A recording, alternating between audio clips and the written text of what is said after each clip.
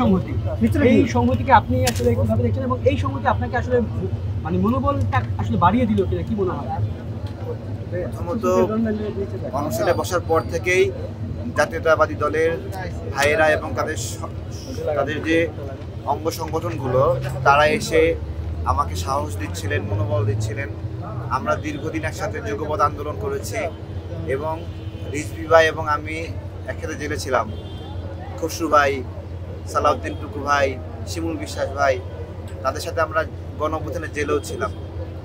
তো তো ওনারা এসেছেন, ভালো লেগেছে, এটা খুব ভালো লেগেছে। ধন্যবাদ।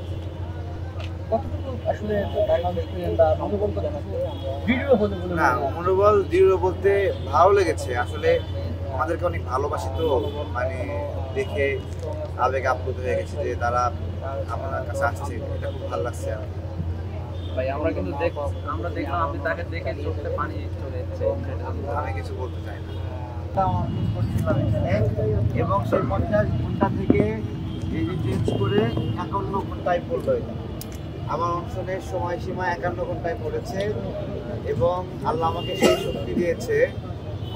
এবং আপনারা জানেন প্রত্যেকটা মুহূর্তে সারাদিন এখানে ক্যামেরা ছিল এবং কোনো রকম খাওয়ার সুযোগ নাই এবং পেছনে সিসি ক্যামেরা আছে।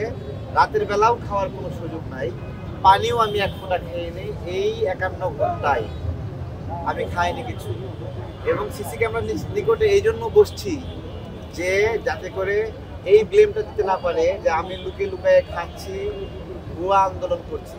আমি আমার দলকে এত ভালোবাসি যে আমার দলের জন্য আমি নকল আন্দোলন করতে চাই না।